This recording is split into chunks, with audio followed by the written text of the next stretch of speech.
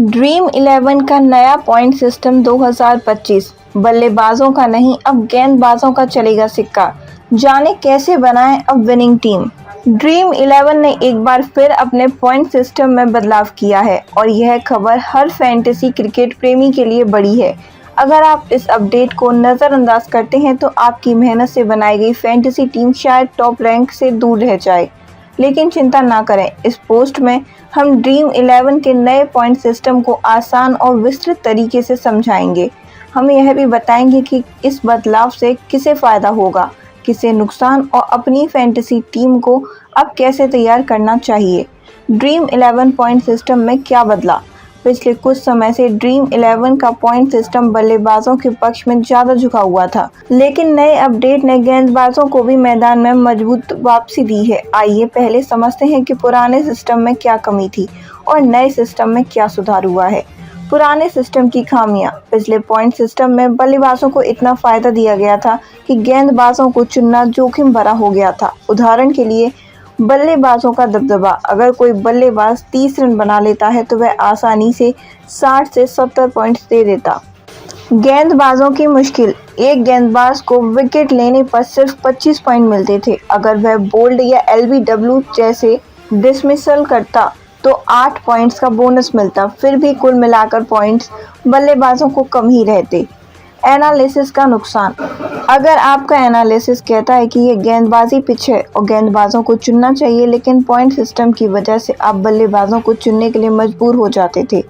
इस सिस्टम की वजह से फैंटेसी प्लेयर्स गेंदबाजों से डरने लग गए थे और बिना ज़्यादा सोच विचार के बल्लेबाजों को भर भर कर अपनी टीम में शामिल कर लेते थे। लेकिन अब ड्रीम 11 ने इस असंतुलन को ठीक करने की कोशिश की है। नए पॉइंट सिस्टम में मुख्य बदलाव। नए पॉइंट सिस्टम में गेंदबाजों को ज़्यादा महत्व दिया गया है, जिससे स्किल्स और एनालिसिस की वैल्यू बढ़ गई। यहाँ मुख्य बदलाव। विकेट्स के पॉइंट्स बढ़े। अब हर विकेट के लिए गेंदबाज को 25 की जगह 30 पॉइंट्स मिलेंगे।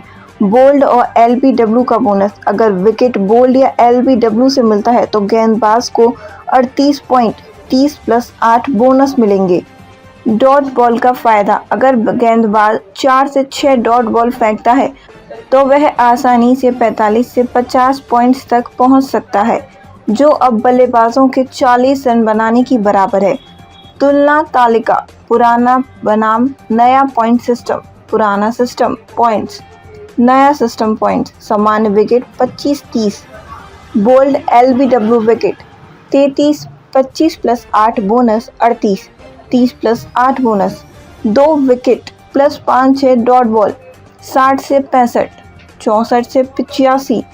इस बदलाव में गेंदबाजों और बल्लेबाजों के बीच का अंतर कम हुआ है और अब आप बिना डर के क्वालिटी गेंदबाजों को अपनी टीम में शामिल कर सकते हैं। नए सिस्टम से किसे फ़ायदा, किसे नुकसान। फ़ायदा। गेंदबाजों को बढ़ावा। अब क्वालिटी गेंदबाज जैसे कि जसप्रीत बुमराह या राशिद खान ज़्यादा पॉइंट्स दे सकते हैं, खासकर गेंदबाजी पिच पर। एनालिसिस करने वालों की जीत। अगर आप पिच, मौसम और खिलाड़ियों का फॉर्म सही एनालिसिस करते हैं तो आपकी स्केल को फ़ायदा मिलेगा। संतुलित टीमें।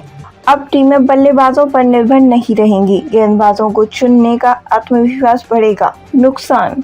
बिना एनालिसिस वाले प्लेयर्स। जो लोग बिना सोचे समझे सिर्फ बल्लेबाजों को चुनते हैं, उनकी रणनीति अब कमज़ोर पड़ सकती है। हिट एंड मिस बल्लेबाज। ऐसे बल्लेबाज जो कभी कभार ही बड़ा स्कोर करते हैं, अब उतने आकर्षक नहीं रहेंगे। नए पॉइंट सिस्टम के बाद अपनी फैंटेसी टीम कैसे बनाएं। नए पॉइंट सिस्टम को ध्यान में रखते हुए अपनी फैंटेसी टीम बनाते समय इन टिप्स को फॉलो करें। पिच का एनालिसिस करें। अगर पिच गेंदबाजी के लिए अनुकूल है तो 3 से 4 क्वालिटी गेंदबाजों को जरूर चुनें। क्वालिटी गेंदबाजों पर फोकस। ऐसे गेंदबाज चुनें जो लगातार विकेट लेते हों और डॉट बॉल फेंकने में माहिर हों। बल्लेबाजों का सही मिश्रण। टॉप ऑर्डर बल्लेबाजों के साथ साथ मिडिल ऑर्डर के उन खिलाड़ियों को चुनें जो ऑलराउंडर की भूमिका निभाते हैं। प्लेयर फॉर्म चेक करें। खिलाड़ियों के हाल के प्रदर्शन को देखें।